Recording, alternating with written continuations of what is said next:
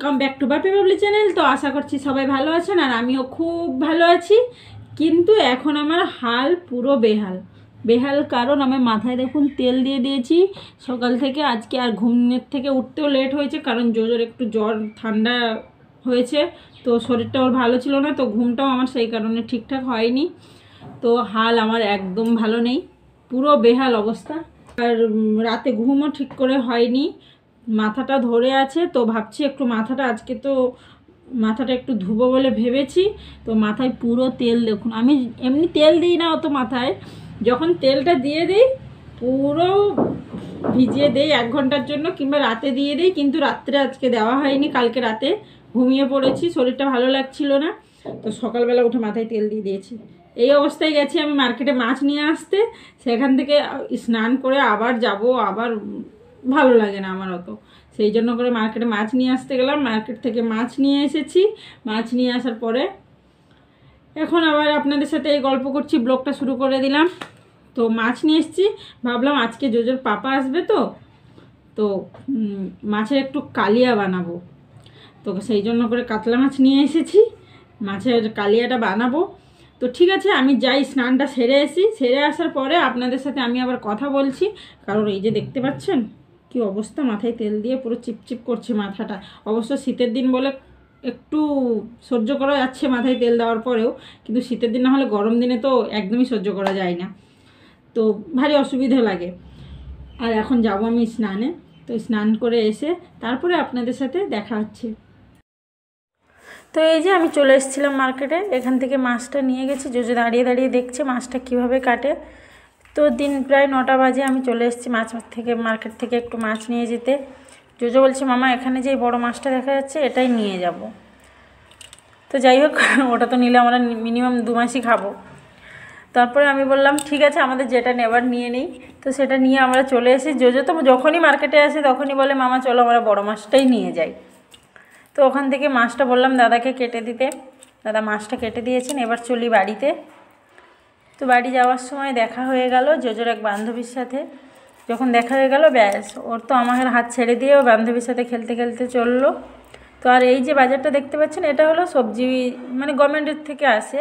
তো এখানে মার্কেটের থেকে 2 টাকা কম। তো একজন বন্ধুর বাড়ি যাব, আজকে লাঞ্চ আছে ওদের বাড়ি। তো এই যে এখানে চলে এসেছি একটা বান্ধবীর বাড়িতে, আজকে লাঞ্চ আমাদের এখানেই হবে। বান্ধবী দেখুন কত কিছু রান্না করেছে, মটন করেছে, পাবদা মাছ করেছে, আর ডাল পালং করেছে, ভাজা করেছে, অনেক কিছু আজকে হয়েছে খাওয়ার। কারণ আমি তো নাগপুরে চলে যাব, সেই জন্য করে আমি যাই বাড়িতে রান্না করব। আবার বাড়িও চলে এসেছি, চলে এসে এই যে দেখছেন বিনস আলু ভাজা এগুলো হচ্ছে। কারণ জোজোর পাপা এখন আসার ছিল না, আমি ভেবেছিলাম রাতেই আসবে, কিন্তু উনি আসছেন এই রাত্রেই না, এখন প্রায় 5টায় চলে আসছে। তো আমি খাওয়ার পরে আর বান্ধবীদের বাড়ি আর বসতে পারলাম না, ওখান থেকেই সোজা চলে এসেছি বাড়ি। একটু ভেবেছিলাম বসবো, কিন্তু বসতে পারলাম না। তো মাছটা এনে রেখেছিলাম, সে মাছটা আমি ভেজে রেখে গেছিলাম। সেখান থেকে এসে এই তরকারি করে দিচ্ছি, ভাতটা হয়ে গেছে, বিনস আলু ভাজা করে দিয়েছি, একটু মাছের কালিয়াটাও করে দেবো, তাড়াতাড়ি করে দেবো। কারণ উনি 5টার মধ্যেই চলে আসবে, হয়তো ঘরে এসে লাঞ্চ করবেন। আমাদের তো আবার আজকে আমার পেকিং আছে, পেকিং করে আবার কালকে দিনটা উনি থাকবেন আমাদের। এর মধ্যে একদিন থাকার পরে 26 তারিখের মধ্যে আমরা চলে যাব, আমার ট্রান্সফার হয়েছে ওখানে, চলে যাব। তো ওনার যে ট্রান্সফারটা হয়েছে নাগপুরে, তো ওখানেই আমাদের যেতে হবে। তো সেই জন্য করে সব কিছু প্যাকিং করতে হবে। তো ভাবলাম রান্নাটাও একেবারে সেরে নেই, তাড়াতাড়ি রান্নাটাও সরে যাবে, উনিও আসলে আর কাজও থাকবে না, একটু মার্কেটে যা কাজ আছে সেটাও সেরে নেব।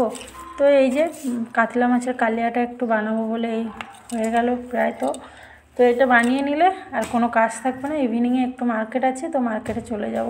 আর আজকে একটু যাব চর্চে, ওখানেও খুব সুন্দর সাজানো হয়েছে। তো ওখান থেকে রান্না বান্না সেরেছি, জোজোর পাপা এসেছে, সেখান থেকে আসার পরে আমরা একটু মার্কেটে চলে এসেছি। সেখান থেকে এই যে দেখুন এখানে কি সুন্দর করে সাজানো হয়েছে, আজকে পুরো কমপ্লিট হয়নি। তো যা কিছু হয়েছে আমি আপনাদেরকে দেখিয়ে দিচ্ছি। এই যে যিশু বাবার যে দেখছেন কি সুন্দর লাগছে এটা, আর এখানটায় পুরো চারিধারে পুরো লাইট হয়েছে, সুন্দর লাগছে। আর এই যে জোজোর পাপাও এসে গেছে, জোজো তো পুরো খুশি। তো আমরা চলে আসলাম একটু মার্কেটে, এখান থেকে মার্কেটিং কিছু করে তারপরে এখানে একটু ঘুরে তারপরে রুমে চলে যাব। রাতও অনেক হয়েছে, তো চর্চের ভেতরে একটু গিয়ে দেখে আসি কেমন হয়েছে সাজানোটা। তো ওনারা অবশ্য ঢুকতে বারণ করছে, বলছেন যে এখন ঢোকা যাবে না আপনারা, কারণ সাজানো হচ্ছে, পরে আসুন, পরে দেখবেন। কিন্তু আমি একটু ঢুকে একটু ভিডিও করেছি, হালকা সবাই ঢুকছিল, আমি খালি না, তো সবার সাথে আমিও একটু চলে গেছি, দিয়ে ঘুরে আসলাম। খুব সুন্দর লাগছে দেখতে, কিন্তু খুবই সুন্দর হয়েছে। আর যিশু বাবার কিছু এখানে বানিয়েছেন, যিশু বাবা কীভাবে জন্ম নিয়েছিলেন। তো এখানে তো সব কিছু দেখছেন, কি সুন্দর করে যিশু বাবার বিষয় এখানে পুরো তুলে ধরেছেন আমাদের সামনে, খুবই সুন্দর। আমি অবশ্য ওনার বিষয়ে খুব বেশি জানি না, যতটুকু জানি পড়েছি শুনেছি, তো খুবই ভালো লাগে। তো আশা করছি আপনাদেরও ভিডিওটি ভালো লাগবে, কারণ আমার ইচ্ছে ভালো লাগলো, তো আমিও ভাবলাম আপনাদের সাথে শেয়ার করি, সেই জন্য করে ভিডিওটি ক্লিকটা আপনাদের সাথে শেয়ার করলাম। আশা করছি সবাইকে ভালো লাগবে। তো আজকের ভিডিওটি আমি এইখানেই এন্ড করছি। যদি ভিডিওটি আপনাদেরকে ভালো লেগে থাকে তাহলে চ্যানেলটিকে লাইক করে দেবেন, শেয়ার করে দেবেন আর সাবস্ক্রাইব করে দেবেন। আপনাদের সাথে দেখা হচ্ছে নতুন ভিডিওতে। ভালো থাকবেন, সুস্থ থাকবেন, টাটা।